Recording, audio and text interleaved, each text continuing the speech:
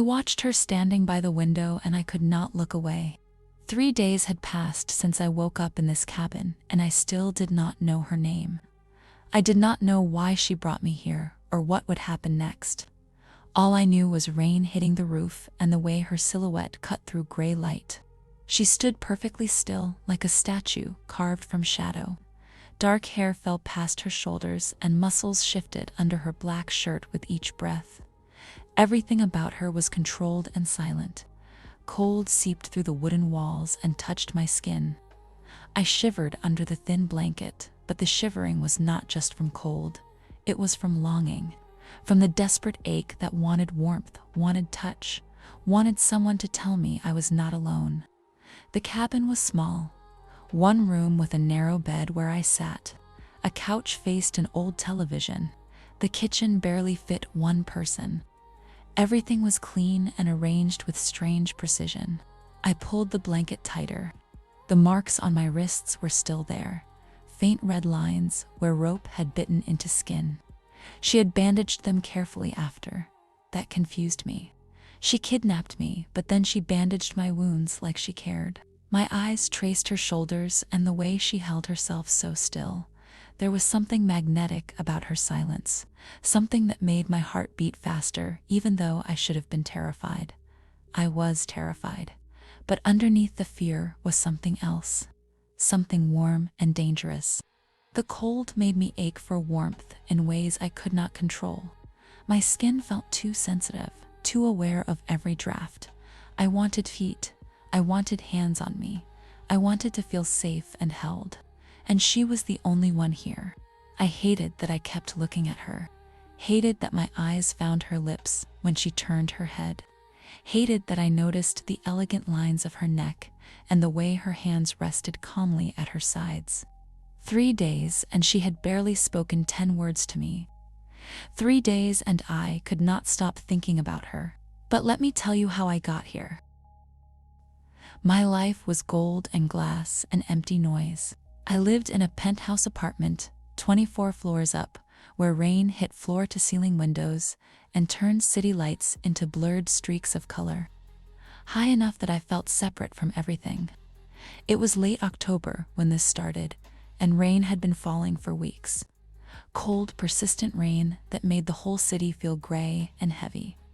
I would stand at those windows with wine in my hand and watch streets glisten under streetlights and wonder why I felt so disconnected. Money was never a problem. My father made sure of that. I had designer clothes I wore once and forgot about, cars I barely drove, invitations to parties every night. People wanted to be near me because of my last name or my face, or because I spent money like it meant nothing. And I did spend it on everything. Bags and shoes and trips to places I did not remember a week later. But I was careful too. I knew when to stop. I knew when to walk away before things got too messy. That was important in my world. I was openly lesbian and I did not hide it. I liked women and I liked the attention that came with being confident about it. At parties I would flirt and laugh and let girls lean close and whisper things that made me smile. But no one really knew me. They knew the version that showed up in expensive dresses with perfect makeup. The fear was always there. My father was a drug dealer, not the kind on street corners, the kind who wore expensive suits and had meetings in private rooms and controlled supply chains across countries.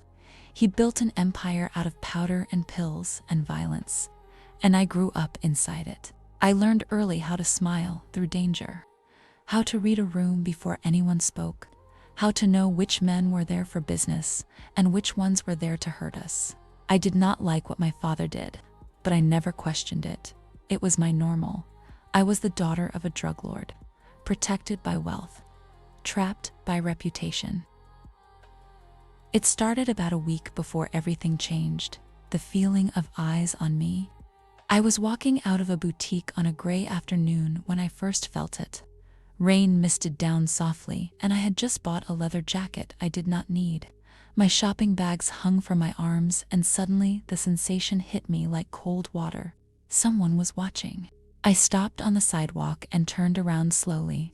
People rushed past under umbrellas. Cars splashed through puddles. Everything looked normal. But the feeling did not go away. I scanned the street and saw nothing unusual. A man reading a newspaper under an awning. A woman checking her phone. No one was looking at me. I told myself I was being paranoid. My father's world made me like that. Always looking over my shoulder. Always aware of danger, even when there was none. It was exhausting. The next day, it happened again. I was at my favorite cafe with big windows that fogged up from steam. I sat at a corner table with a latte and watched rain slide down glass. The cafe was warm and smelled like coffee and cinnamon. I felt safe there, but then the sensation crawled up my spine, being watched. I looked up quickly and scanned the other customers. An older man on a laptop, 2 girls taking photos of drinks, a guy in a dark jacket sitting alone near the door. The guy in the dark jacket, he was not looking at me. He was staring down at his coffee, but something about him felt wrong. The way he sat too still. The way his shoulders were tense, like he was ready to move. I watched him for a full minute, and he never looked up once. Maybe I was imagining things. It happened again at the gym. Again when I got my nails done. Again when I stopped by my father's office. Always that sensation of being observed. Always scanning crowds and seeing nothing. I started to think I was losing my mind. My father had enemies, lots of them. I grew up knowing danger could come at any moment. But I had security. My father made sure of that. So why did I feel so exposed? The party invitation came and I did not think twice about going. Parties were my escape. Loud music and crowds and alcohol that made everything blur at the edges. I could lose myself there, forget about fear and loneliness and the feeling of being watched. I spent hours getting ready that night. A black dress that hugged every curve, heels that made my legs look endless, makeup that made my light brown eyes stand out against my blonde hair. I looked in the mirror and saw someone confident and beautiful and untouchable. The venue glowed like a jewel box when my driver dropped me off. Warm, golden light spilled from tall windows onto wet pavement. Music pulsed so loud I felt it in my chest before I stepped through the doors. Inside was warmth and noise and bodies pressed close together. The space was beautiful. High ceilings with crystal chandeliers, dark wood floors, a bar that stretched along one wall lit from below so bottles glowed. The DJ booth sat elevated, pumping out music that made everything vibrate. I loved it immediately. I pushed through the crowd toward the bar. People turned to look. Some smiled, some stared. I was used to it. The bartender knew what I wanted. Champagne in a tall glass. Someone called my name, Claire, waving from a booth. She was drunk already. I made my way over and she pulled me into a hug that smelled like vodka and roses. We talked about nothing, her new boyfriend, someone's breakup, plans for next weekend. The conversation felt hollow, but I nodded and smiled. The music changed to something with a heavy beat, and Claire grabbed my hand and pulled me toward the dance floor. Bodies moved together in dim light. The bass thrummed through the floor and into my bones. I let myself get lost in it. My hips moved to the rhythm, and I raised my arms above my head and closed my eyes. This was what I came for. This feeling of being alive and free. Someone danced close behind me. Hands found my waist. I turned and saw a girl with dark curly hair and a smile that promised trouble. Hours passed like minutes. More champagne, more people, more music. At some point, I needed air. I pushed through the crowd toward a side exit that led to a balcony. The door opened and cold air hit me like a wave. Rain was falling harder now.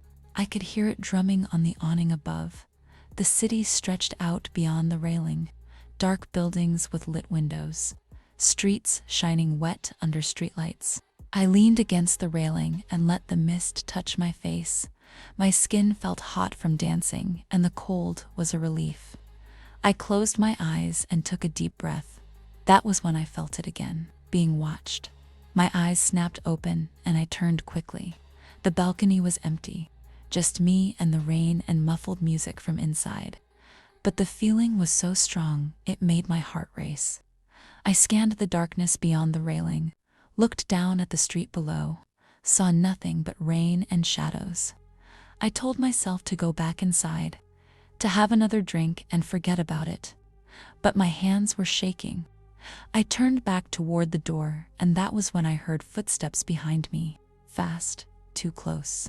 I started to turn, but a hand closed around my wrist like iron. Another hand covered my mouth before I could scream. I tried to pull away, but the grip was impossibly strong. A voice spoke low and calm near my ear. "Don't fight." Everything happened so fast. I was pulled backward. My heels scraped against concrete. I tried to kick, but my legs would not cooperate. Something pressed against my face. A cloth, a smell. Chemical and sharp. The world started spinning. I could hear the rain. Could hear my own muffled sounds against the hand on my mouth. Could feel my body going limp, even as my mind screamed to fight. The last thing I saw before darkness took me was rain falling through golden light from the windows above, then nothing. I woke to the smell of iron and leather and something else I could not name. My head pounded and my mouth tasted like chemicals. Every muscle ached. I tried to open my eyes, but they felt so heavy. Sound came first. Tires on wet pavement, rain hammering against metal above my head. I was in a vehicle, moving fast. Panic shot through me and suddenly I was fully awake. I tried to move my hands, but they would not budge. Tape, rough and tight around my wrists behind my back. My ankles were bound too. I tried to scream, but more tape covered my mouth. My eyes finally opened to darkness. I was in the back seat of a truck. The windows were tinted so dark I could barely see out. Rain streaked across glass. Outside was nothing but darkness and occasional flash of passing headlights. Fear swallowed me whole. I thrashed against the tape and tried to make noise, tried to get someone's attention, but the truck kept moving and no one came. My dress was torn at the shoulder. One of my heels was missing. Cold air came from somewhere and made me shiver uncontrollably. Who took me? Where were they taking me? What were they going to do? I thought about my father, about the enemies he had. Someone had finally made a move. Someone had finally come for me. Tears burned hot down my cheeks. The truck turned sharply and I rolled against the door. Pain shot through my shoulder and I let out a muffled cry. Still no one came. Time became strange. I could not tell if we had been driving for minutes or hours. Everything outside stayed dark. No streetlights anymore, no buildings, just rain and endless black. We had left the city. My wrists burned where tape cut into skin. My jaw ached. My body felt like ice from cold seeping through my torn dress. Eventually the road became rougher. Gravel crunched under tires. The truck slowed. My heart hammered so hard I thought it would break through my ribs. We stopped. The engine cut off and suddenly there was just the sound of rain. Heavy and loud, like we were in the middle of nowhere. A door opened, footsteps crunched on gravel. My door opened and cold rain hit my face. Hands grabbed me, strong hands that lifted me out of the truck like I weighed nothing. I tried to struggle, but my body would not cooperate. The tape around my ankles kept me from kicking. I got my first look at my surroundings slowly. Trees, nothing but trees in every direction. Dark trunks disappearing into gray mist. Rain falling so thick I could barely see 10 feet ahead. The ground was mud and dead leaves, and there in a small clearing was a cabin. Old wood, covered windows. Smoke coming from a chimney barely visible through rain. This was where I was going to die. The person carrying me moved quickly toward the cabin. I caught a glimpse of dark hair, broad shoulders, a black jacket soaked through with rain. The cabin door opened and warmth hit my face. A fire crackled somewhere inside. The smell of wood smoke and coffee. I was carried through a doorway and set down on something soft. A bed. Hands worked at the tape around my wrists, peeling it away carefully. It hurt, but I barely felt it through the fear. The tape around my ankles came off next. Then finally, the tape over my mouth. I gasped for air and immediately started to cry. Loud, ugly sobs that I could not control. A figure moved in front of me, knelt down to my level. Here, a bottle of water appeared. Hands twisted the cap. I turned my face away and sobbed harder. Drink. The voice was calm, matter of fact, no anger in it, no threat, just a simple command. I felt the bottle press against my lips. Cool water touched my mouth. My body betrayed me, and I drank. I drank because I was so thirsty, my throat felt like sandpaper. When I finished, the figure stood and moved away. I finally looked up. She was tall, muscular in a way that spoke of hours in the gym, dark hair pulled back in a ponytail, sharp features that looked carved from stone, dark brown eyes that watched me with an expression I could not read. She looked dangerous, like she could break me in half without effort. But there was something else too, something in the way she held herself, controlled, precise, almost elegant, despite the violence she clearly carried in her body. My heart was still racing, but now for a different reason. Fear mixed with something I did not understand, something that made my skin feel too hot despite the cold. Who are you? My voice came out broken and raw.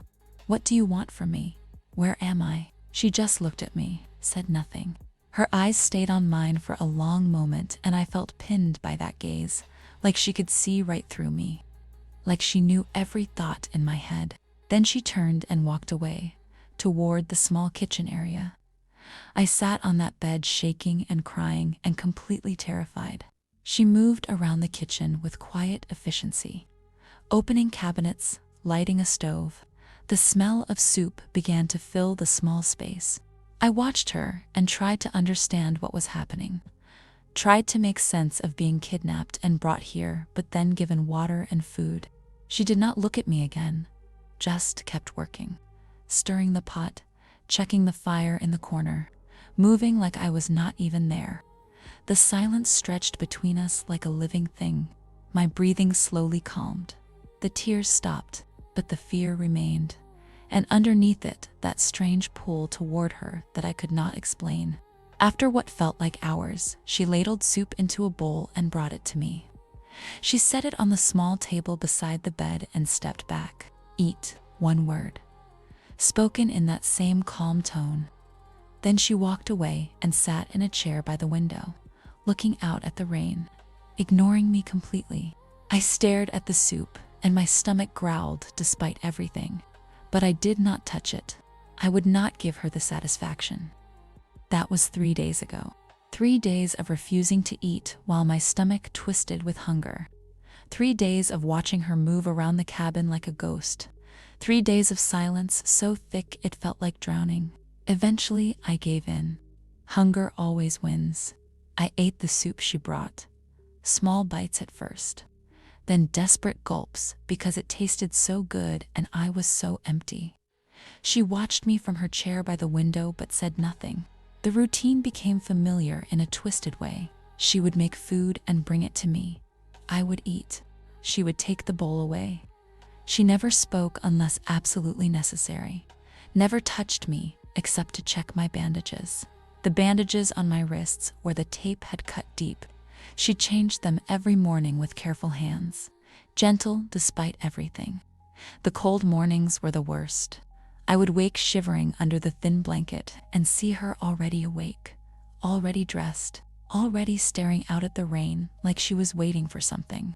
The fire struggled against the dampness, but she kept it going, fed it wood throughout the day.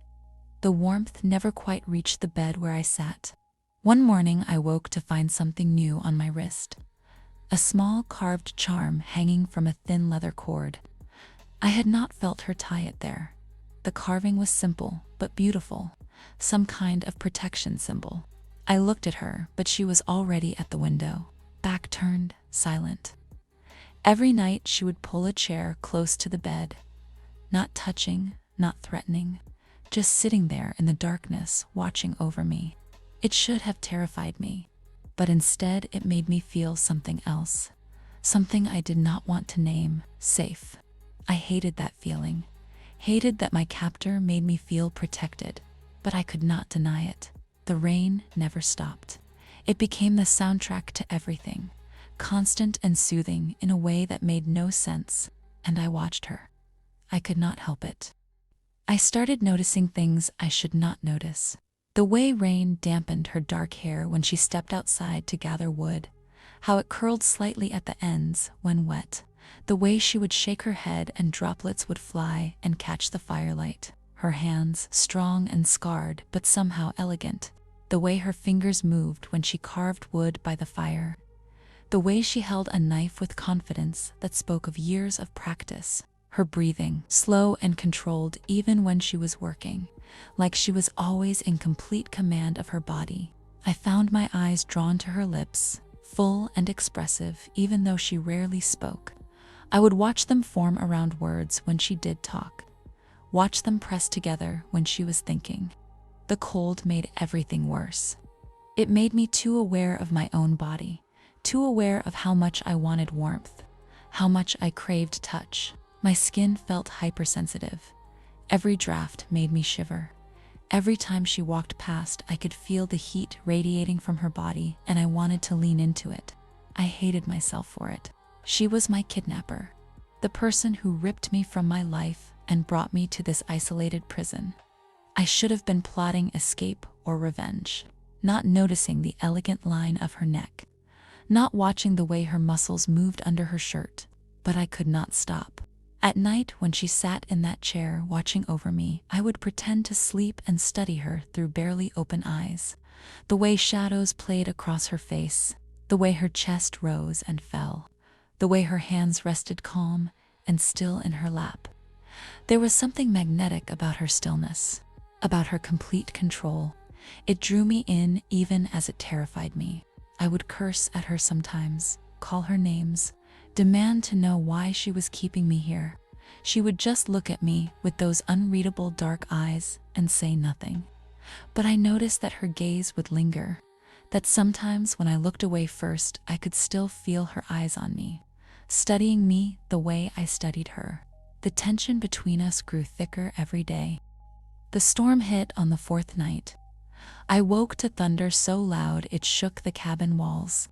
Lightning flashed through cracks in the covered windows, turning everything white for a split second before plunging back into darkness.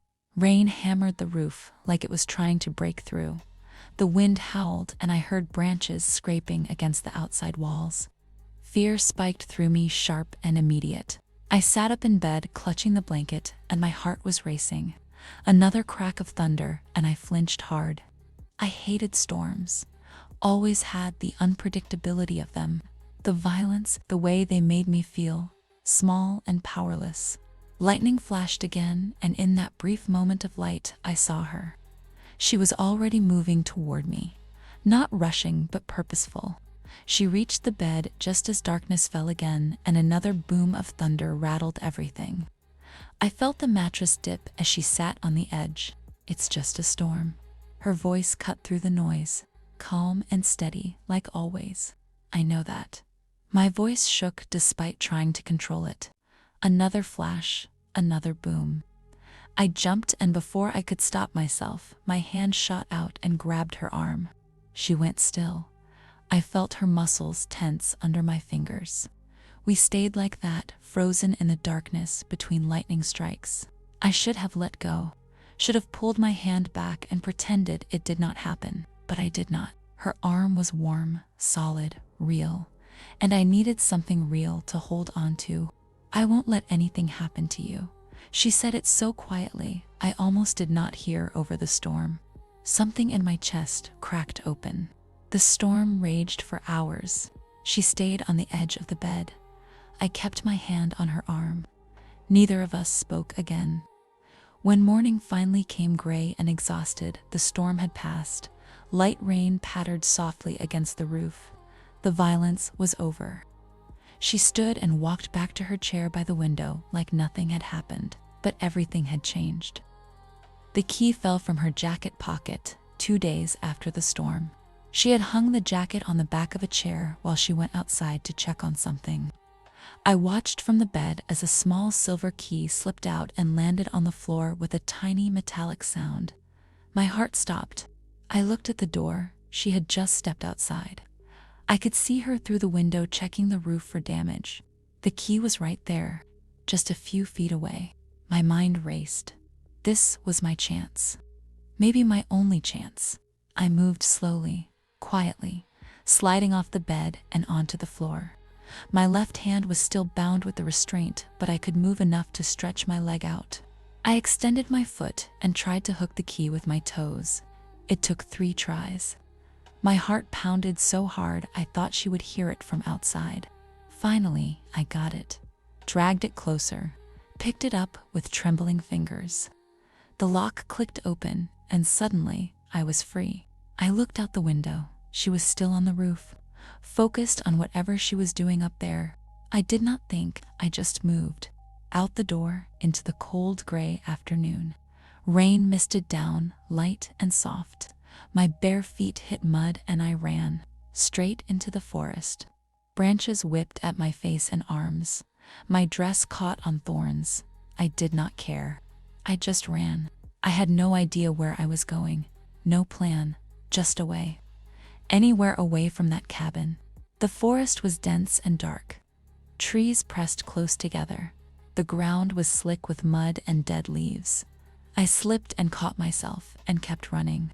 My lungs burned, my legs ached, but fear and adrenaline pushed me forward. I ran for what felt like hours. The forest all looked the same.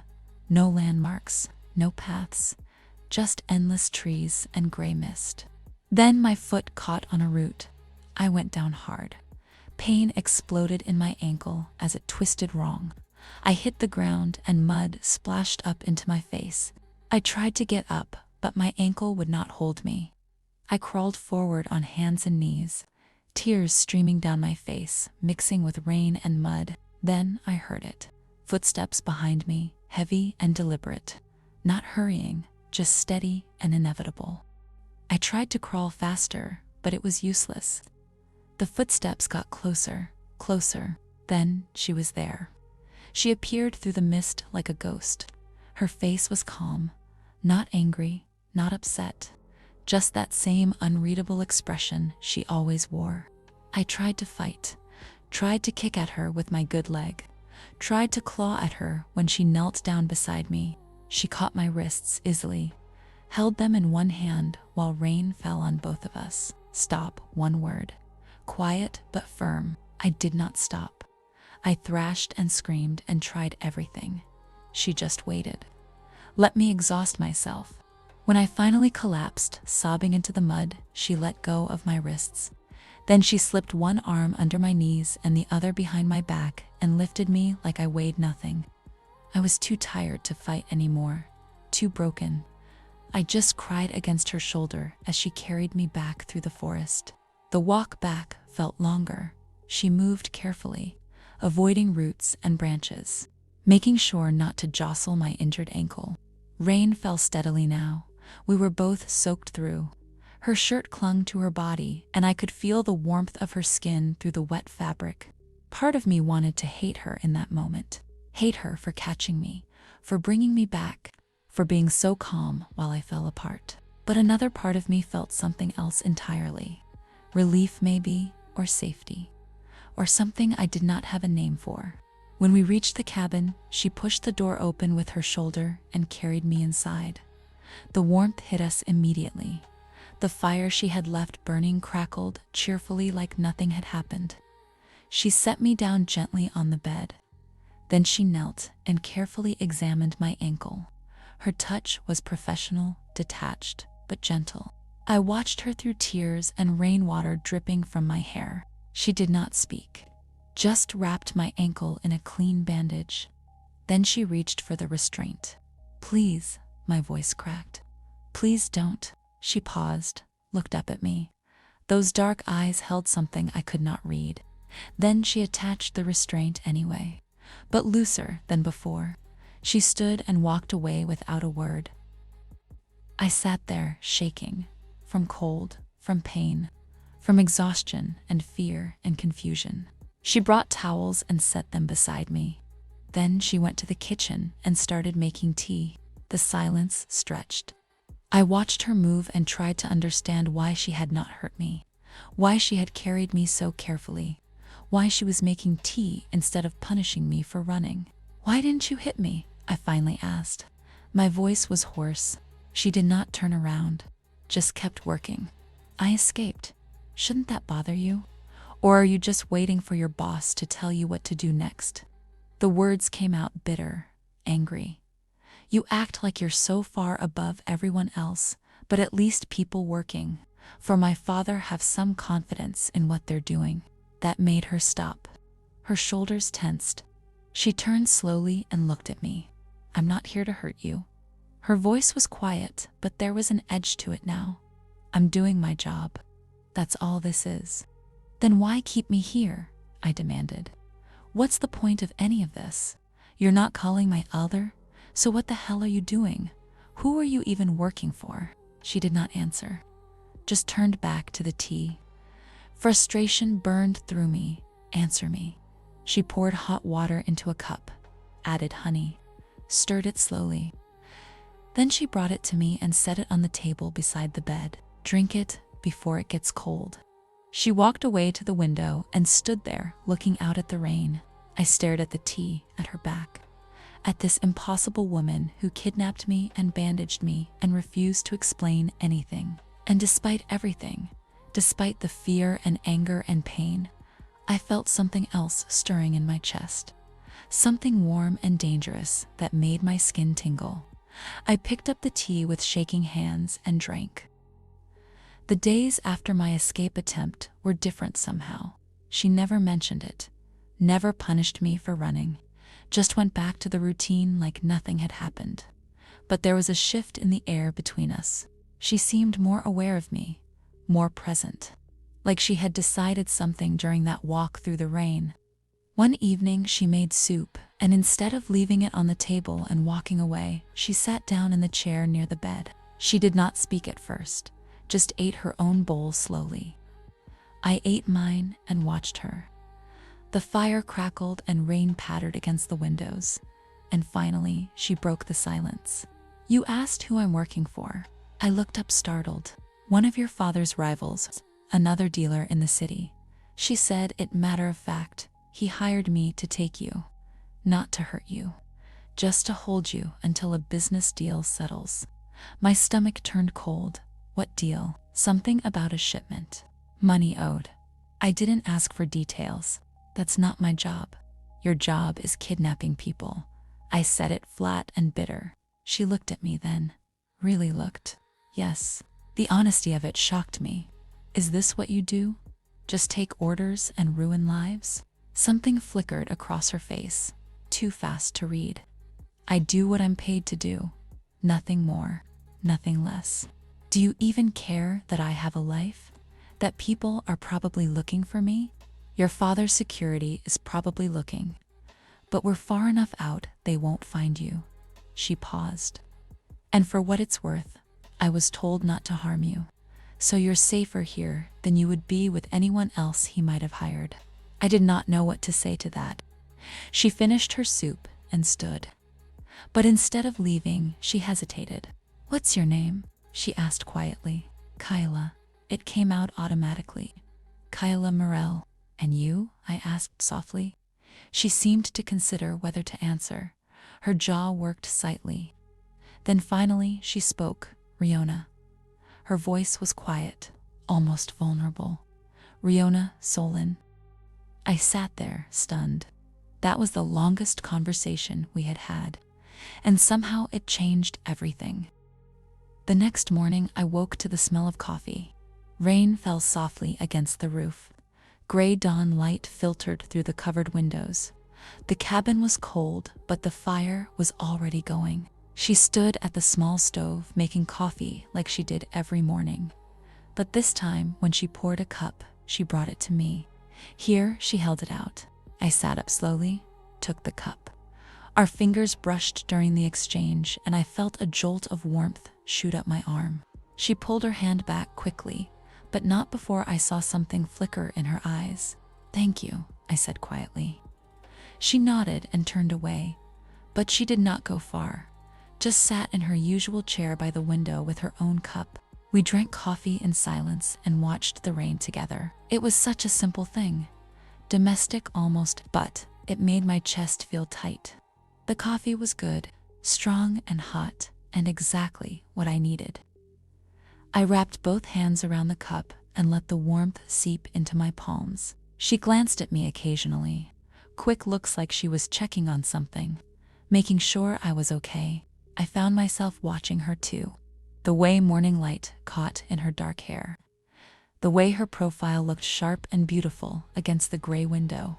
The cold air made me shiver despite the hot coffee, made me too aware of how much I wanted to be closer to the fire, closer to any source of heat, closer to her.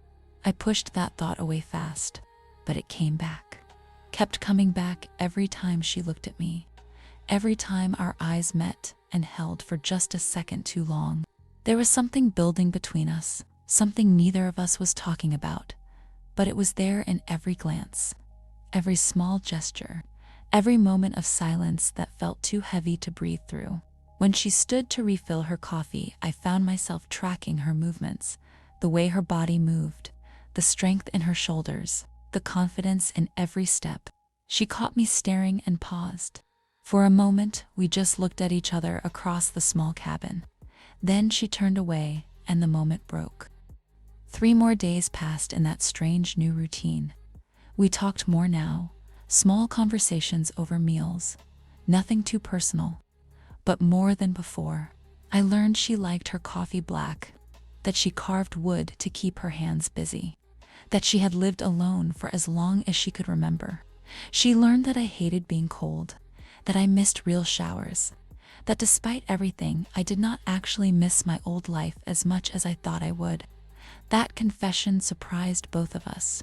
One afternoon, I worked up the courage to ask the question that had been burning in my mind. "Can I move this?" I gestured to the restraint on my wrist. She looked up from the wood she was carving. Her expression was unreadable, as always. Then slowly she nodded. I waited for her to come unlock it, but she just went back to carving. "You're not going to run again?" She said it like a statement, not a question. "How do you know?" "Because you would have tried already." She glanced up. "And because you know, I'll just bring you back." She was right. And I hated that she was right. "I need to wash," I said quietly. The cold had seeped so deep into my bones I ached. I needed hot water, needed to feel clean, needed something. She set down her carving and stood, walked to the small bathroom, and I heard water running. When she came back, she gestured for me to follow. The bathroom was tiny, just a bathtub and sink and toilet.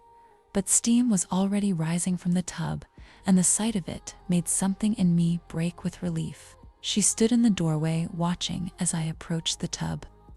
I looked back at her, uncertain. "Do you need help?" she asked it clinically. No emotion. "No," I said quickly. "But can you just stay close?" I did not know why I asked that. Maybe because I was afraid of being alone. Maybe because some twisted part of me wanted her near. She nodded once and leaned against the doorframe. Her eyes stayed on me, but not in a threatening way, more like she was making sure I did not fall. I turned away and slowly peeled off the dress I had been wearing for days. It was ruined, torn and stained with mud and rain. I let it drop to the floor. The cold air hit my bare skin and I shivered violently. My whole body ached for warmth, for touch, for something to chase away the chill that had settled into my bones. I stepped into the tub and the hot water was almost painful at first. Then it became perfect. I sank down slowly and let it cover me up to my shoulders. A sound escaped me, something between a sigh and a sob, relief and need all mixed together. I looked up and found her still watching from the doorway, but something in her expression had changed. Softened maybe, or maybe I was imagining it. Rain fell against the small bathroom window. Gray light filtered through, steam rose around me. and she stood there like a guardian, silent and steady. The hot water loosened something in me, made me brave or stupid. I could not tell which. "Do you love me?" The words fell out before I could stop them. She went very still, her dark eyes locked onto mine. The silence stretched, rain pattered against glass, steam swirled between us. She did not answer, did not move, just looked at me with an expression I could not read.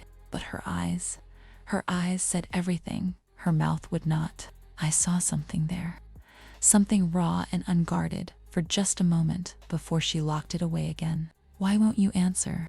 My voice came out softer, pleading. Still nothing. I stood up from the bath, water streamed down my body. I did not care about being naked, did not care about anything except getting an answer. I stepped out, dripping onto the floor, and walked toward her. "Do you love me?" I asked again. Closer now, close enough to see her throat work as she swallowed. Her jaw clenched, her hands curled into fists at her sides. But she did not step back. "Please," I whispered. "Just tell me." Something flickered across her face.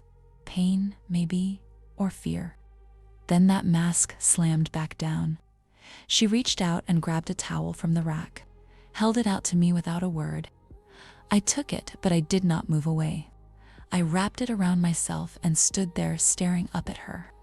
Then I did something crazy. I stepped forward and wrapped my arms around her. She froze. Every muscle in her body went rigid, but she did not push me away. I pressed my face against her shoulder and felt the warmth of her body through her shirt, felt her breathing change, felt her hands hover uncertain near my back. Then slowly, so slowly, her arms came up and wrapped around me. It lasted maybe 5 seconds. Then she gently pushed me back. "If you want to wash properly, you should hurry." Her voice was rough, strained. "I still have tasks to do." She turned and walked out of the bathroom. I stood there dripping and confused and more certain than ever. She felt something. Maybe she would not say it. Maybe she could not. But she felt it, and that changed everything. That night the temperature dropped. The fire struggled to keep the cabin warm. Cold seeped through every crack in the walls. I lay in bed under the thin blanket and shivered so hard my teeth chattered. She was in her usual chair by the window, but I could see her breath misting in the cold air. "You're freezing," she said it quietly. "I'm fine," I lied.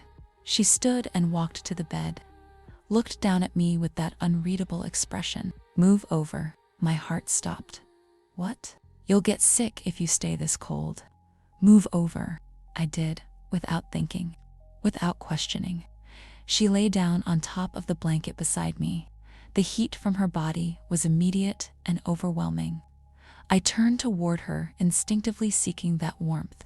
Rain drummed on the roof, the fire crackled low, and we lay there in the darkness, not touching, but so close I could feel every breath she took. "Thank you," I whispered. She did not respond. Minutes passed, maybe hours. The cold gradually retreated, but something else took its place. Awareness of how close we were, of how badly I wanted to close that last bit of distance. I shifted slightly. My hand brushed against hers. She did not pull away. I turned my head and found her already looking at me. Even in the darkness, I could see her eyes, could see something burning there that matched what I felt. "Riona?" I did not know where the name came from. It just felt right. "What?" Her voice was barely audible. "Is that your name?" A pause, then yes. "Riona," I said it again, testing it, loving how it felt in my mouth. She moved then, just slightly, turned toward me so we were face to face. The air between us felt charged, electric. I did not think. I just moved forward and pressed my lips to hers. She froze for a heartbeat. Then she kissed me back. It was soft at first, tentative, like we were both afraid to break whatever this was. Then it deepened. Her hand came up and cupped my face. My fingers tangled in her hair. The kiss turned desperate, hungry. All the tension that had been building for days exploded between us. She pulled back just enough to look at me. Her eyes searched mine in the darkness. "Are you sure?" she whispered. I answered by kissing her again. This time there was no hesitation. Her hands found the hem of my shirt and pulled it over my head. I reached for hers and she helped me remove it. Skin against skin, heat against cold, everything I had been craving. Her mouth moved to my neck, my collarbone lower. I arched into her touch and made sounds I did not recognize. The rain outside grew heavier. Thunder rumbled in the distance, but inside there was only us. Her hands were everywhere, gentle but sure, learning every curve, every sensitive place that made me gasp. I explored her too, the hard muscles of her back, the softness of her breasts, the way she shivered when I touched certain spots. We moved together slowly at first, then with increasing urgency. The thin blanket fell away forgotten. Her thigh pressed between my legs and I rocked against her, seeking friction, seeking more, seeking everything. She kissed me deep and swallowed my moans. Her hand slid lower. Fingers found where I was wet and aching. I cried out when she touched me there. The sensation was overwhelming, perfect. She moved in slow circles, building, her mouth never leaving mine, breathing each other's air. My hands gripped her shoulders, her back, anywhere I could reach. I was climbing toward something huge and terrifying and beautiful. Riona. Her name broke from my lips like a prayer. "I have you," she whispered against my mouth. "Let go," and I did. The pleasure crashed over me in waves. My body arched, trembled, shattered into 1,000 pieces. She held me through it, kissed me softly, brought me back down. When I could breathe again, I reached for her, wanted to give her the same, but she caught my hand. "Not yet. This was for you." She pulled me close, wrapped the blanket around us both. I tucked my face into her neck and felt her heartbeat against mine. Rain fell, fire glowed, and I drifted into sleep feeling safer than I ever had in my life. "Drink this before it gets cold." My eyes flew open. Gray dawn light, cold cabin. Riona standing beside the bed holding a cup of tea. I sat up fast, looked around confused. I was fully clothed. The blanket was tucked around me. Everything was exactly as it had been. No. My hand trembled as I reached for the tea. My whole body felt like it was still humming with sensation, still feeling her hands, her mouth, the weight of her body. But it had not been real. "What's wrong?" Riona asked. Her expression was calm, unreadable as always. "Nothing." My voice cracked. "Just a dream, I guess." She studied me for a moment. Something flickered in her eyes, like she knew, like she could see exactly what I had been dreaming about. Then she turned away and walked to the window. I sat there shaking. The tea burned my hands, but I barely felt it. It had felt so real, too real. I could still taste her, still feel the ghost of her touch on my skin.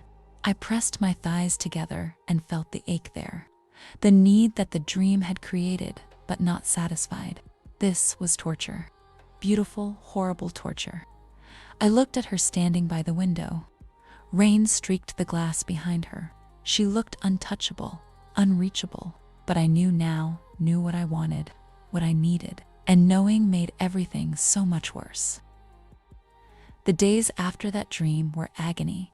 I could not look at her without remembering, could not hear her voice without my skin flushing hot, could not watch her hands without imagining them on me. But life in the cabin continued. We cooked together now, simple meals over the small stove. She would chop vegetables and I would stir the pot. Our hands would brush occasionally and electricity would shoot through me. She taught me to carve wood, showed me how to hold the knife, how to work with the grain. Her hands would cover mine to guide the blade and I would stop breathing. We walked in the light rain sometimes, staying close to the cabin. The cold air was sharp and clean. She stayed near like she was afraid I might run again, but I would not run, not anymore, because despite everything, despite the fear and confusion and impossible situation, I was falling for her. Maybe I had already fallen. She was careful with me, never crossed lines, never touched me more than necessary. But I saw the way she looked at me when she thought I was not watching, saw the hunger there, the struggle. She wanted me to. I was sure of it, but she would not act on it, would not let herself. Some nights I would wake and find her in that chair watching over me, like always. And I would wonder what she was thinking, what she was feeling. The rain continued, day after day of gray skies and steady precipitation. The world outside felt distant, unreal. This cabin, this woman, this growing thing between us, that was the only reality that mattered. But I knew it could not last forever. Something would have to change. The phone rang on a gray afternoon while I was helping her prepare dinner. She froze, looked at the phone on the counter like it was a weapon. Then she picked it up and walked to the far corner of the cabin. Yes, her voice was cold, professional, nothing like the softer tone she used with me now. I pretended to focus on chopping vegetables, but I strained to hear. Tomorrow at 2, a pause. Understood. My blood turned to ice. The balance will transfer after delivery. Another pause. No complications. She hung up and stood there for a long moment, her back to me, her shoulders tense. I set down the knife with shaking hands. What was that? My voice came out small. She did not turn around. Riona, I said her name, and she flinched. What's happening tomorrow at 2? Finally she turned. Her face was a mask, but I could see the storm behind her eyes. They're sending someone to pick you up. The words hit me like a physical blow. What? I whispered. Tomorrow at 2, another person will come. I'm supposed to hand you over. Then the deal is done. No. The word ripped out of me. No, please. Please don't give me to them. I moved toward her without thinking, grabbed her arms. Please, Riona, I'll die. Or worse. You know what they'll do. Please don't let them take me. Her jaw clenched, her hands curled into fists. I could see her struggling, fighting against something. Please, I begged, tears streaming down my face now. I'm begging you. Outside, the rain grew heavier, darker, like the sky was matching the moment. She looked at me, and I saw her mask crack. Saw the person underneath, the one who carved me protection charms, who held me during storms, who looked at me like I mattered. I won't, she said it, so quietly I almost missed it. What? I won't hand you over. Her voice grew stronger. I can't. Relief flooded through me so intense I almost collapsed. But they'll come looking, she continued. We have to run tonight. We have until tomorrow to get far enough away. I nodded frantically. Okay, yes, anything. She pulled away and started moving, gathering supplies, packing bags. Her movements were quick and efficient. I stood there watching, my heart racing, everything changing in an instant. We were running together. While she packed, I could not stay quiet. Why? I asked. Why can't you just give me away? Is it because of the money? She stopped, turned to look at me. No. She shook her head slowly. It's not about money. Then what? She set down the bag she was holding, walked toward me. For once there was no mask, no walls, just raw honesty in her eyes. Because I love you. She said it simply, like it was the most obvious thing in the world. My heart stopped. Wait, what you mean? Yes, Kyela, I love you. She said my name like something precious. I didn't want to. I tried not to, but I do. Tears spilled down my cheeks again, but this time from relief, from joy. I've been falling for you since the moment I brought you here, she continued, her voice rough with emotion. Maybe before that. Maybe when I was watching you at that party. I don't know. But I care about you, truly. And I can't let them take you. I closed the distance between us and threw my arms around her. This time, she did not hesitate. She wrapped her arms around me tight and held me like I was something valuable she was afraid to lose. I love you too, I whispered against her shoulder. I thought I was going crazy. falling for my kidnapper. But I do. I love you. She pulled back just enough to look at me. Then she did something I had only dreamed about. She kissed me. It was different from the dream, somehow more real, more desperate, more perfect. When we broke apart, we were both breathless. "We need to go," she said. "Now before anyone comes early." I nodded. "Where?" "I have another place, deeper in the forest, more hidden. We'll go there first, then we figure out the next step." "Together," I said firmly. "Together," she agreed. We finished packing in minutes, loaded everything into her truck. Rain poured down as we ran back and forth. When everything was ready, she took one last look at the cabin. "This place kept you safe," I said quietly. "No," she looked at me. "You made me want to keep you safe. That's different." Then we got in the truck and drove into the rain-soaked darkness, running toward something instead of from it, running toward each other. We drove for over an hour in tense silence before I finally asked the questions that had been burning in my mind. "Tell me everything. Who hired you? Why me? What was the real reason?" She kept her eyes on the dark road ahead. Rain hammered the windshield. Her knuckles were white on the steering wheel. "Your father's rival, a man named Marcus Vane. He operates on the east side of the city." The name sent chills through me. I had heard my father mention him, always with anger, always with threats. "He wanted leverage," she continued. "Your father took a shipment that belonged to Vane, cost him millions.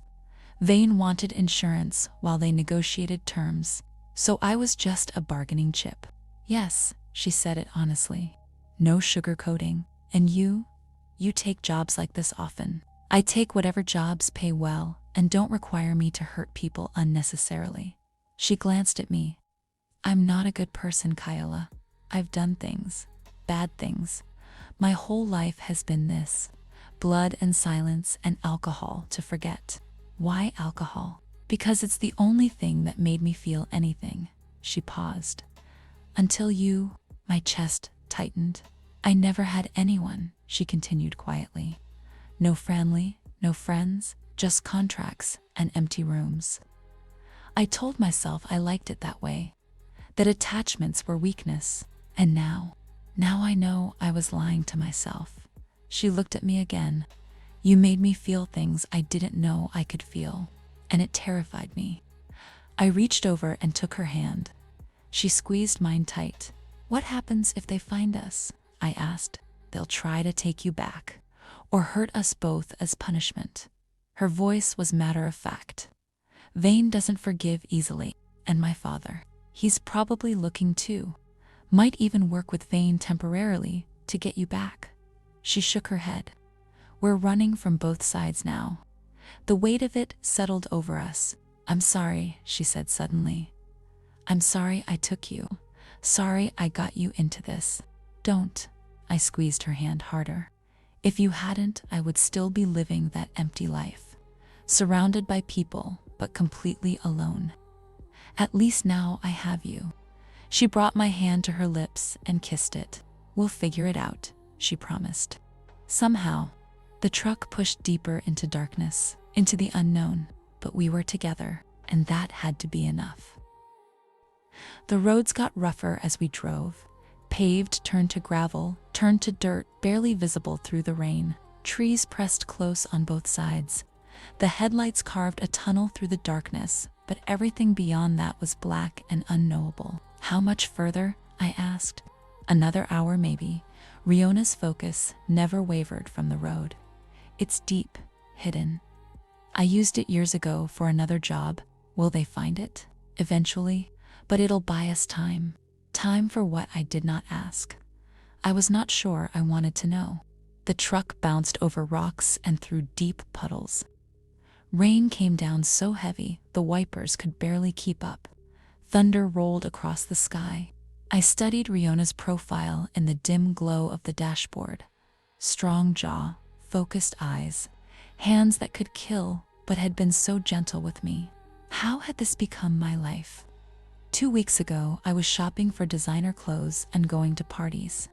Now I was running through a storm with a woman who had kidnapped me, a woman I had fallen desperately in love with. It made no sense, but nothing about this made sense. "Tell me about your life before," I said, needing to hear her voice, needing to know more. "There's not much to tell. Try." She was quiet for a long moment. Then she started talking. "I grew up in foster care, moved around a lot, never stayed anywhere long enough to make connections." Her voice was flat, emotionless. "When I aged out, I had nothing. No skills, no education, no one." "How did you end up doing this?" "Survival. I took whatever work I could find. Security, bodyguard jobs. Eventually someone noticed I was good at being invisible, good at getting things done quietly." She paused. "The money was better than anything else, and I didn't have to pretend to be normal." "Were you always alone?" "Always," she said it simply. "I tried dating a few times, but I couldn't let anyone close. Couldn't risk them seeing who I really was. And now I've let you see everything." She glanced at me. "And somehow you're still here." "I'm not going anywhere," she smiled. Small and sad, but real. The road ahead curved sharply, and she slowed the truck. Through the rain, I could barely make out a structure ahead. Another cabin, smaller than the first, more run down, almost swallowed by the forest. "We're here," she said. Inside the cabin was cold and damp. Riona got a fire going while I looked around. It was rougher than the other place. One room, a bed in the corner, a table and 2 chairs. No kitchen, just a hot plate and some shelves. But it was shelter, and we were together. Once the fire was burning, she pulled out a bottle from her bag.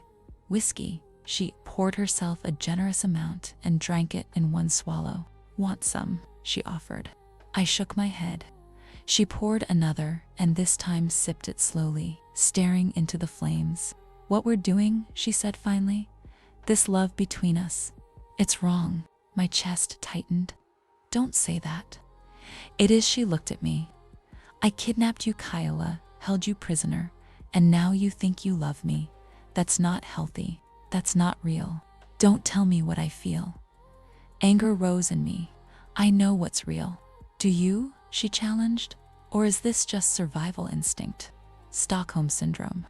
You're confused and scared, and I'm the only person here, so your brain is trying to make sense of it by creating feelings that aren't real." I stood and walked to her, got right in her face. "You don't get to decide what's real for me. Yes, you took me. Yes, this situation is insane, but what I feel is mine, and it's real." She looked away. "I've lived in darkness my whole life. Everything I touch dies or breaks. I'm not good for you. Maybe I'm not looking for good." I grabbed her face and made her look at me. "Maybe I'm looking for real, and you're the first real thing I've ever had." Her eyes glistened. For the first time, I saw her close to tears. "I don't know how to do this," she whispered. "I don't know how to be with someone. Then we'll figure it out together." I kissed her then, tasting whiskey and rain and fear and love all mixed together. She kissed me back desperately, like she was drowning and I was air. When we broke apart, she pressed her forehead against mine. "I love you, Kyela Morel." She said it like a confession. "God help me, I love you. I love you," to Riona Solen. Her name finally complete. We held each other while the fire crackled and rain pounded the roof. 2 broken people trying to make something whole. The next morning, the rain had lightened to a drizzle. Riona woke me early. "Get dressed. We need to start your training." "Training? If we're going to survive this, you need to know how to defend yourself." She led me outside into the cool gray morning. The air smelled like wet earth and pine. Mist curled through the trees. First lesson, awareness. She moved behind me. "Close your eyes." I did. "Listen, what do you hear?" I focused. Rain, wind in the trees. A bird somewhere. "Good, now smell." "What do you smell?" "Pine, wet leaves. Smoke from our fire." "Your senses will keep you alive. Always pay attention." Her voice moved. "Now, without opening your eyes, where am I?" I listened to her footsteps, tracked the sound. Behind me to the left. Good. She touched my shoulder and I jumped, but not good enough. I could have hurt you just now. She spent the next hour teaching me basic awareness. How to move quietly, how to scan an area, how to read body language. Then she moved to defense. Someone grabs you from behind. What do? She demonstrated. Wrapped her arms around me from behind in a hold that felt unbreakable. Don't panic. Breathe. Find their weakness. She talked me through it. Stomp on their foot. Elbow to the ribs. Headbutt if you can reach. We practiced over and over, her grabbing me trying to break free. She was patient, correcting my form, praising when I did something right. By the time we went back inside, I was exhausted, soaked from rain, but I felt stronger. She made us soup and we ate in comfortable silence. Tomorrow we do striking, she said. You need to know how to hurt someone if necessary. Have you hurt a lot of people? Yes, she said it honestly, but only when I had to. I reached across the table and took her hand. I'm not afraid of you. Maybe you should be. I'm not. She looked at our joined hands. You make me want to be better, different. Then be different. It's not that simple. Why not? She did not answer. Just squeezed my hand and stared into her soup. The days fell into a pattern. Morning training, afternoon rest, evening conversations by the fire. Riona taught me everything she knew. How to identify edible plants, how to build a fire in wet conditions, how to navigate by stars when you could see them. She taught me to move silently through the forest, to step carefully, to avoid breaking branches. Predators are always listening, she said, and we're prey now. I learned to defend myself better. Basic strikes, how to use someone's momentum against them, where to hit to disable fast. She was a patient teacher, never frustrated when I messed up, always encouraging when I succeeded. But I was learning something else too. I was learning her. The way she rubbed her temple when she was stressed, the way her accent slipped slightly when she was tired, the way she checked her gun every night before bed like a ritual, the way she looked at me when she thought I was not watching, like I was something precious and terrifying. One afternoon while practicing strikes, I managed to actually land a hit on her. Not hard, just a tap to her ribs that she had not blocked in time. She looked shocked, then proud. Good, she smiled. You're getting better, I grinned. Then I did something impulsive. I kissed her. She froze for just a moment. Then she kissed me back, deep and hungry and full of everything we had been holding back. When we broke apart, we were both breathing hard. We should keep training, she said, but she did not move. Or, I pressed closer. We could take a break. Her eyes darkened. Riona, I whispered, I need you. She looked at me for a long moment. Then she picked me up and carried me inside. The next phase of training was harder. You need to know how to use these. Riona laid out several weapons on the table. A knife, a gun, a baton. I don't know if I can. You can and you will. Her voice was firm but not unkind. I won't always be there to protect you. You need to be able to protect yourself. She started with the knife, taught me how to hold it, how to strike, where to aim, the throat, the stomach, the inner thigh.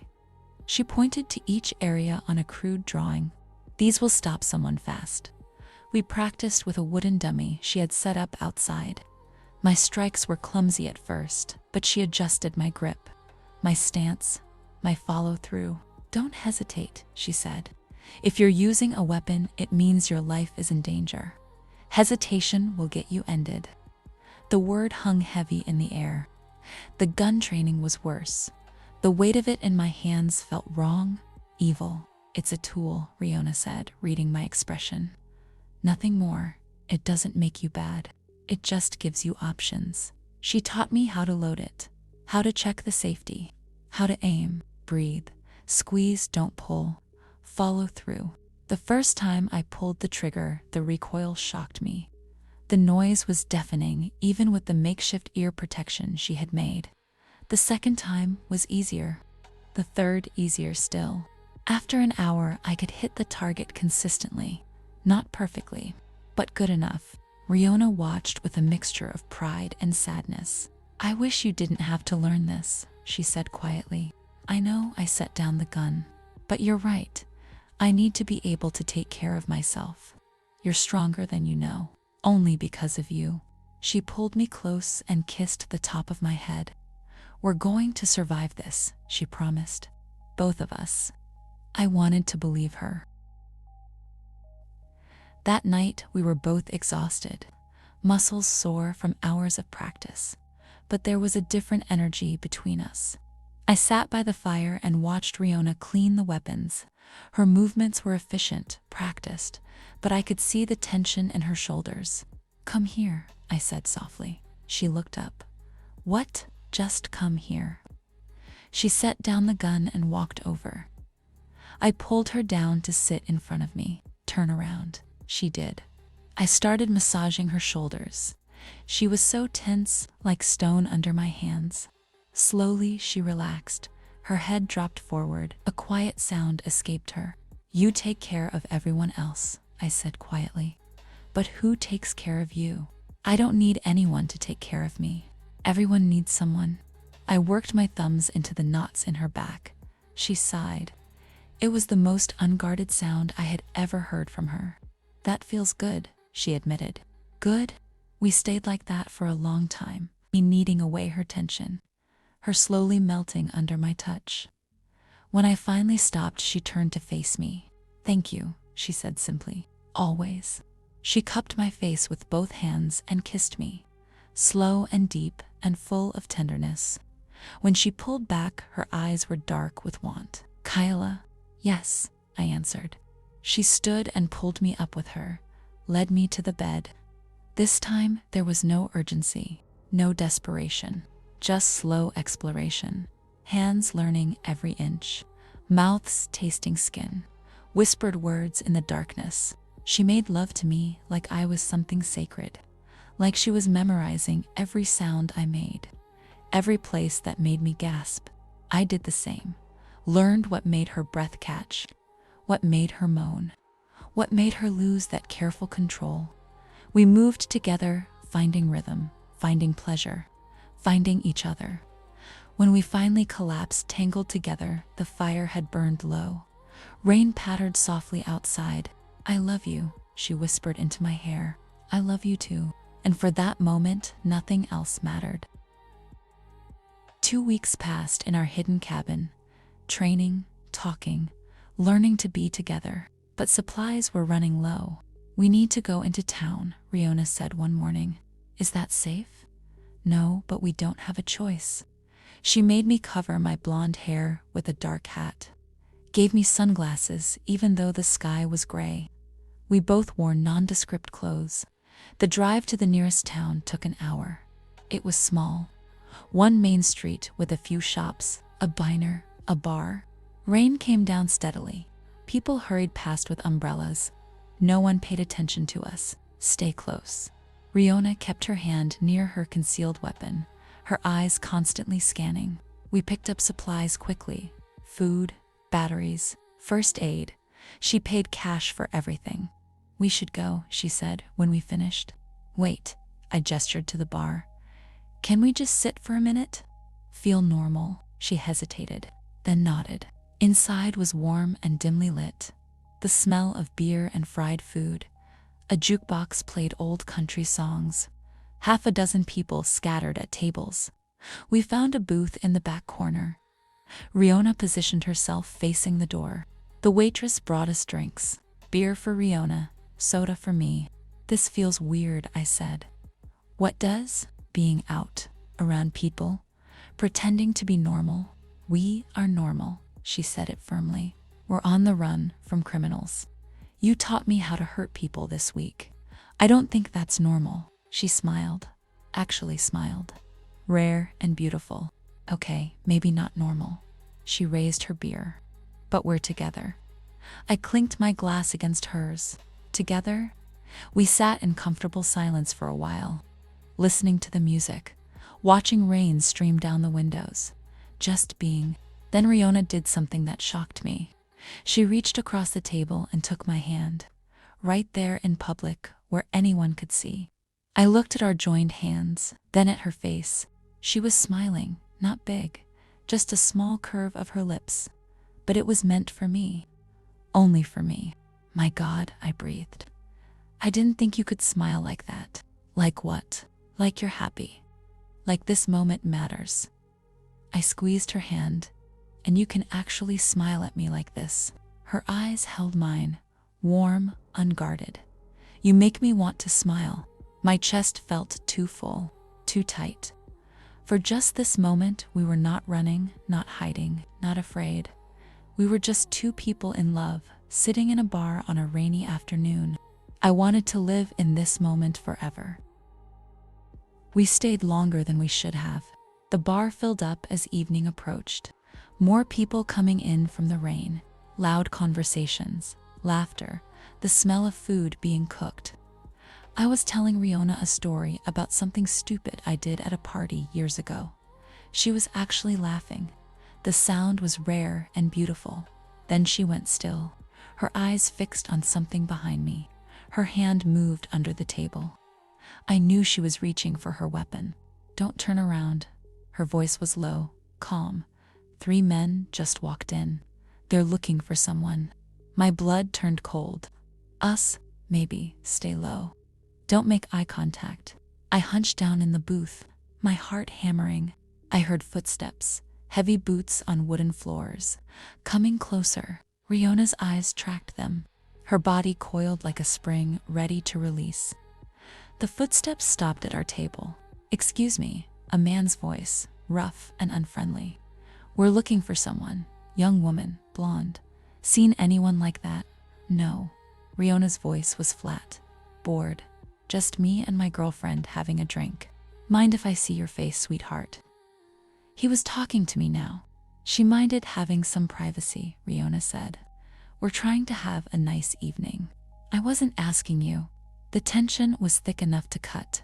I felt Riona shift, preparing. Last chance, the man said. Show your face, or I make you show it. That was when Riona moved. She was out of the booth so fast I barely saw it. One hand grabbed the man's wrist and twisted. The other struck his throat. He went down gagging. The other 2 men rushed forward. Riona was faster. She swept the first one's legs and he crashed into a table. Glasses shattered. People screamed. The second man pulled a weapon.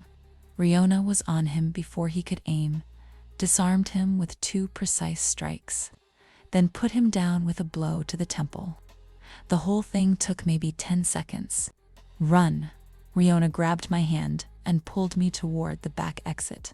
We burst out into the rain, sprinted toward her truck parked in the alley. Behind us, I heard shouts. More footsteps. Riona practically threw me into the passenger seat, jumped in herself and started the engine. Bullets sparked off the truck bed as we peeled out. She drove like a demon, taking corners too fast. Running lights, weaving through traffic. I held onto the door handle and prayed. After 10 minutes, she finally slowed, took a series of back roads, making sure we were not followed. Only when we were back on the empty forest road did she finally speak. Are you hurt? No, my voice shook. I'm okay. Her hands were white-knuckled on the wheel. I'm sorry. I should have been more careful. You saved us. I almost got us caught. The adrenaline was wearing off. I started shaking. She pulled over and reached for me. I fell into her arms and let the fear out. She held me tight. I have you, she murmured. You're safe. I have you. We sat in the truck while rain hammered around us until I could breathe again. By the time we got back to the cabin, it was full dark. Riona checked the perimeter, made sure no one had followed, then locked us inside and checked all her weapons. I sat on the bed and watched her. She moved with controlled precision, but I could see the tension vibrating through her. When she finally finished, she just stood there, staring at nothing. Riona, she looked at me, and for the first time I saw real fear in her eyes. I could have lost you, her voice cracked. If I had been 1 second slower, if they had seen your face before I moved, I could have lost you. I stood and went to her, wrapped my arms around her waist. But you didn't. I'm here. We're both here. Do you know how frightening it is? She gripped me tight. To care for someone like you. I know. I pulled back to look at her, but I want it. I want you. That's all that matters. You have no idea what you're asking for. I've spent 20 years in this dark life. Everything I touch gets stained. I cupped her face. Then teach me. Train me.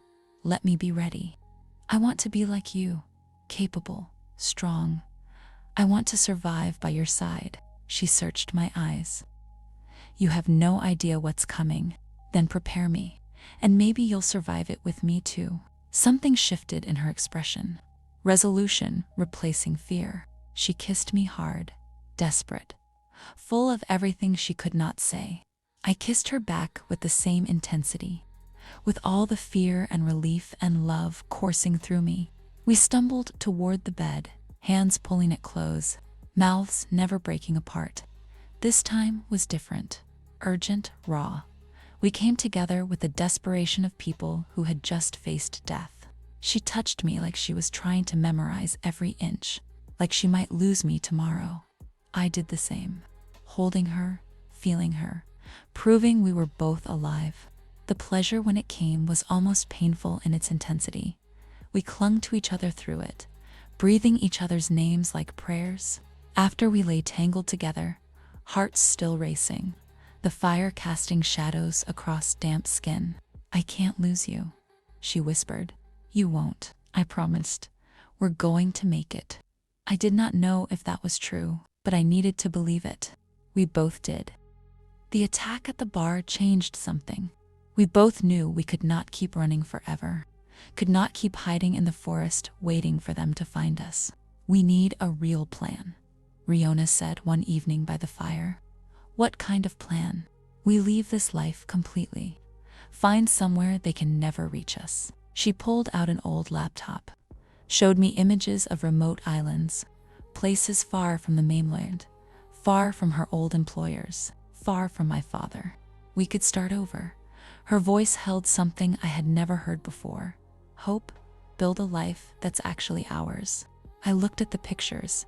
White sand beaches, clear blue water, small houses surrounded by palm trees.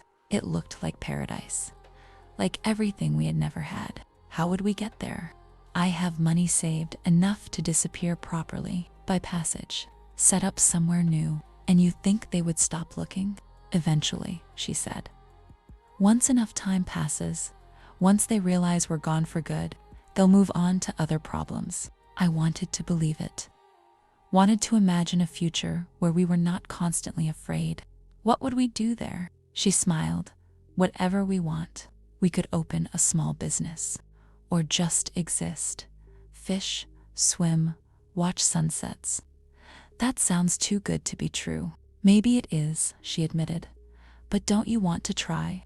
I looked at her face in the firelight, at the hope and fear mixing in her eyes. Yes, I said, I want to try.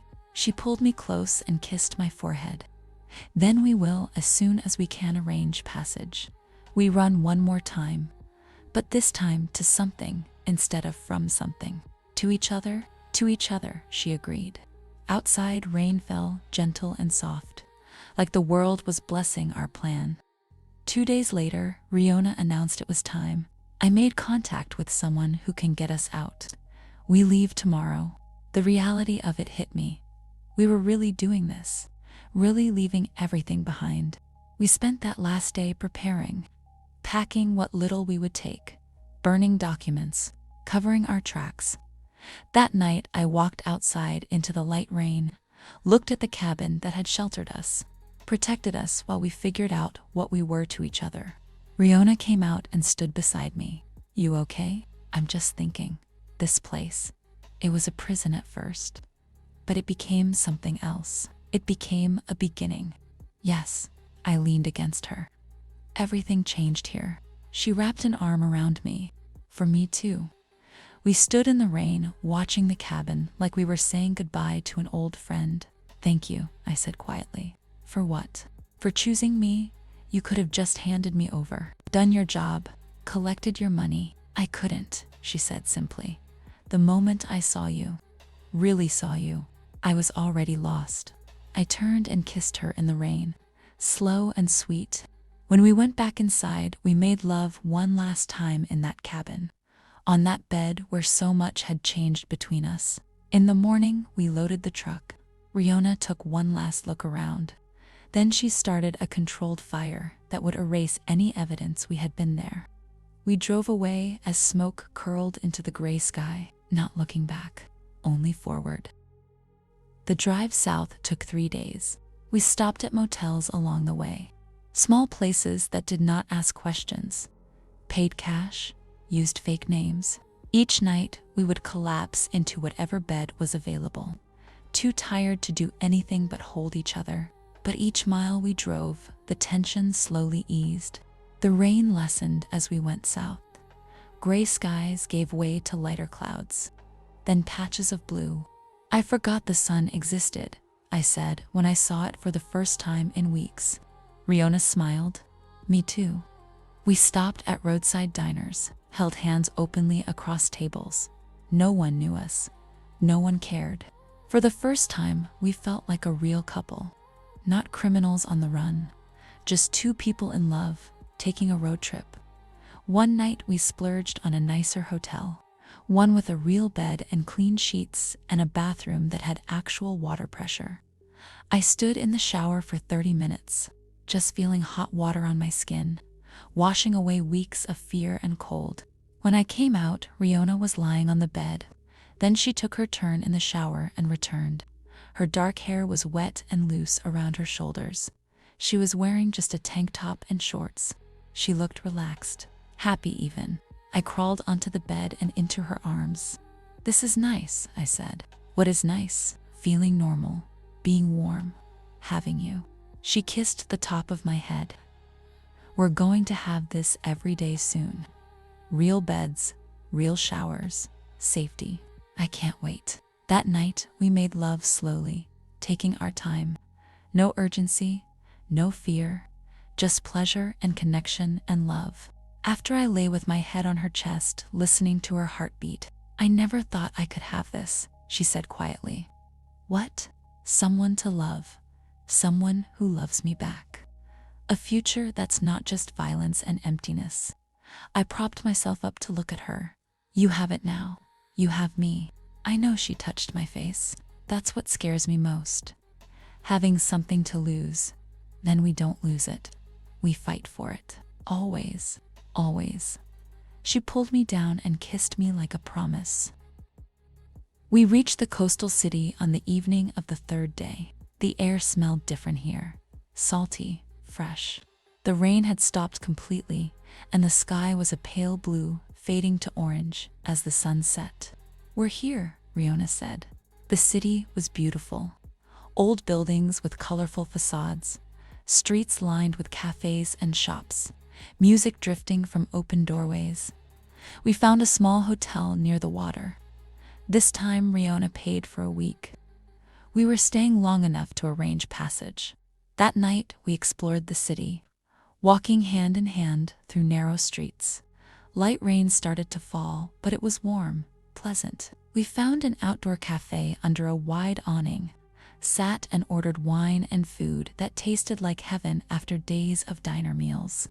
Riona kept smiling, real smiles, not forced, just genuine happiness. "What?" I asked. "I'm just happy. I don't think I've ever been happy before. Not like this." I reached across the table and took her hand. "Get used to it." People walked past in the warm rain. Couples, families, no one paid us any attention. We were just another couple having dinner. After we walked to the waterfront, stood at the railing and looked out at the dark ocean. "Tomorrow I'll contact the captain," Riona said. "He can get us to the island. It'll take about a day's journey. And then we start over, clean new." I leaned against her side and she wrapped her arm around me. The ocean stretched endlessly before us, dark and mysterious and full of possibility. I love you, Riona Solen. I love you, Kyela Morel. The waves crashed against the shore below. The rain fell soft and warm, and for the first time in my life, I felt free. The boat was smaller than I expected, just a fishing vessel with a small cabin and weathered paint. But the captain was friendly. He asked no questions when Riona paid him cash. We left at dawn. The city disappeared behind us as we pushed out into open water. The ocean was gray-blue and calm. Mist hung low over the surface, making everything look dreamlike. I stood at the rail with Riona beside me. The salt spray misted our faces. The engine rumbled steadily beneath our feet. How long? I asked. 8 hours. Maybe less if the wind stays good. 8 hours between our old life and our new one. I watched the horizon and tried to imagine what was waiting for us. The pictures Riona had shown me looked like paradise. But would reality match? Are you scared? Riona asked. A little, I admitted. What if we get there and it's not what we hoped? Then we make it what we hoped. She squeezed my hand. Together. As morning turned to afternoon, the mist cleared. The sun broke through clouds and suddenly the water was sparkling. Brilliant blue and green and full of light. Look, Riona pointed ahead. Through the shimmer of heat and light, I saw it. A dark smudge on the horizon growing larger as we approached the island. My heart started racing. We stood together, watching it take shape. Green hills, white beaches, palm trees swaying in the breeze. It looked exactly like the pictures, maybe better. It's beautiful, I breathed. It's ours, Riona said. The captain guided us to a small dock on the north side. A handful of other boats bobbed in the water. A few people worked on the beach. When we stepped onto the dock, I felt solid ground for the first time in hours. My legs wobbled. Riona caught me, steadied me, smiled. Welcome home, she said. The house was small but perfect. White walls, blue shutters. A porch that looked out over the ocean. Inside was simple. 1 bedroom, a kitchen, a bathroom with actual plumbing. It was more than we needed.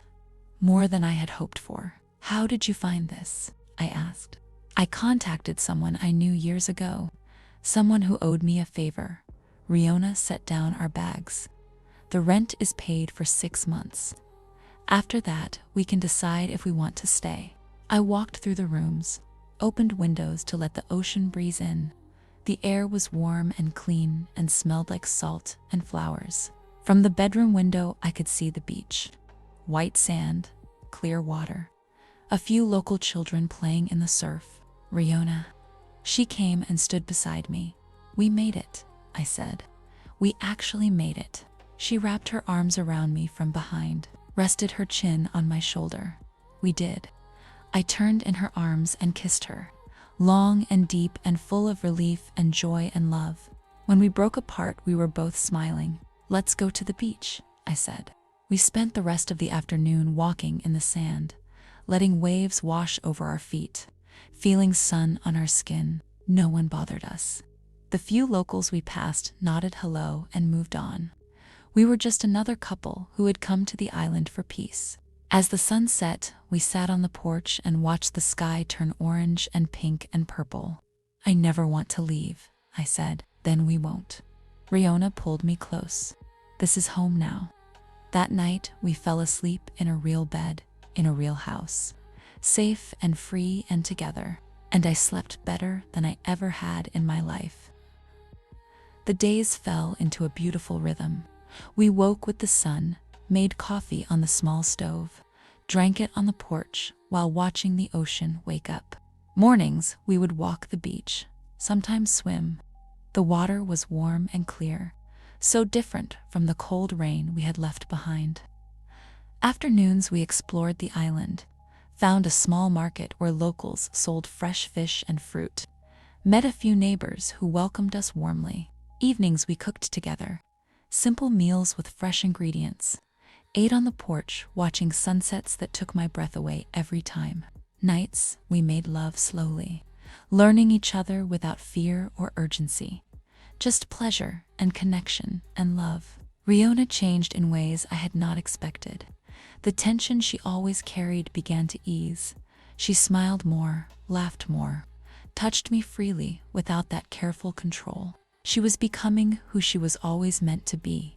One morning, I woke to find her already up, standing on the porch, looking out at the water. I joined her and wrapped my arms around her from behind. "What are you thinking about? How lucky I am."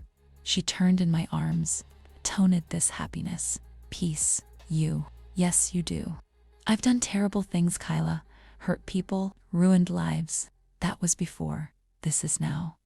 I touched her face. "You chose to be different. You chose love over money. Me over your old life. That matters." Her eyes were wet. "I love you so much, it terrifies me. I love you too. And I'm not going anywhere." She kissed me then, soft and sweet and full of promise. "I want to marry you," she said suddenly. My heart stopped. "What?" "I want you to be my wife. I want to build a life with you. A real life. Will you marry me, Kyela Morel?" Tears streamed down my face. Yes, God, yes. We held each other while the sun rose over the ocean, starting forever. We decided on a simple ceremony, just us and the ocean and the sky.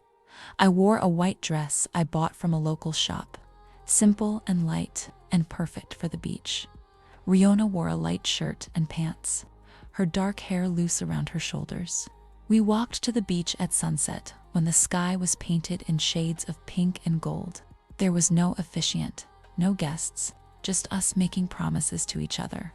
"I promise to love you every day," Riona said, her voice steady but her eyes wet. "To protect you, to choose you always." "I promise to love you without fear," I said. "To build this life with you, to be your home always." We exchanged simple rings we had bought in the market, silver bands that caught the fading light. Then we kissed as the sun touched the horizon, sealing our promises. Rain started to fall, light and warm, blessing us. We laughed and ran back to the house hand in hand, soaking wet and deliriously happy. That night we made love as wives, as partners, as two people who had found each other against all odds. Time passed in that beautiful way it does when you're happy. Days blurred into weeks, weeks into months. We built routines, found favorite spots, made friends with locals, learned the island's rhythms. Riona taught me to fish. I taught her to cook the local dishes. We grew a small garden, planted flowers. She stopped drinking, said she did not need it anymore, had something better to numb the pain, had joy instead. I watched her transform from the silent, dangerous woman who had taken me into someone soft and open and free. She still had strength, still had that core of steel, but it was wrapped in warmth now, and I changed too. I was no longer the empty girl spending money to fill the void. I was capable, strong, happy. We were exactly who we were meant to be. Rainy days were still our favorite. We would sit on the porch and watch storms roll in over the ocean. The rain would fall warm and clean, and we would hold each other. "Remember the cabin?" I would ask. "Every day," she would answer. "That's where I found you. Really found you. That's where we found each other." On those rainy afternoons, we would make love slowly, with the sound of rain on the roof and the smell of ocean in the air, reconnecting, remembering, celebrating everything we had survived to get here. Years passed, we grew roots, built a real life, had everything we never knew we needed. And every day I woke up grateful. Grateful for the party where she found me. Grateful for the cabin where we fell in love. Grateful for the courage to run. Grateful for this island, this life, this woman. Grateful that the girl living in gold and glass had been brave enough to fall in love with her captor, because that captor had set her free in ways she never imagined possible. We were home, we were safe, we were loved, and that was everything.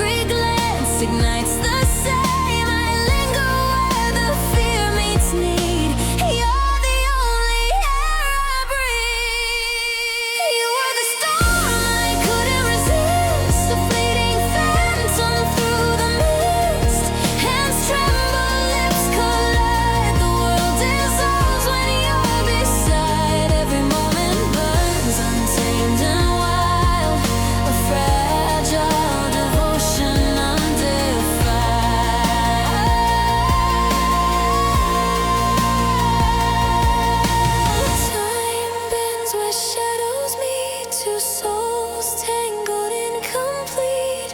Rain on windows, thunder cries, yet with you I'm not afraid to fly. Air taste of pine and smoke, every touch the silence broke. No maps to guide us through the dark, just the rhythm of your heart. Lightning cuts across the night, fingers brush igniting light. No walls, no chains left to break. I am yours for heaven's sake. You were the storm I couldn't resist, a fleeting phantom through the mist.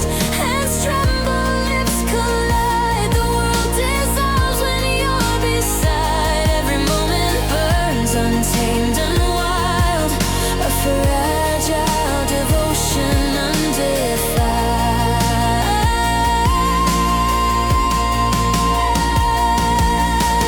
Rain drifts across the trees, in your arms I'm finally free. A refuge found in flame and fear, an impossible love, but you're here.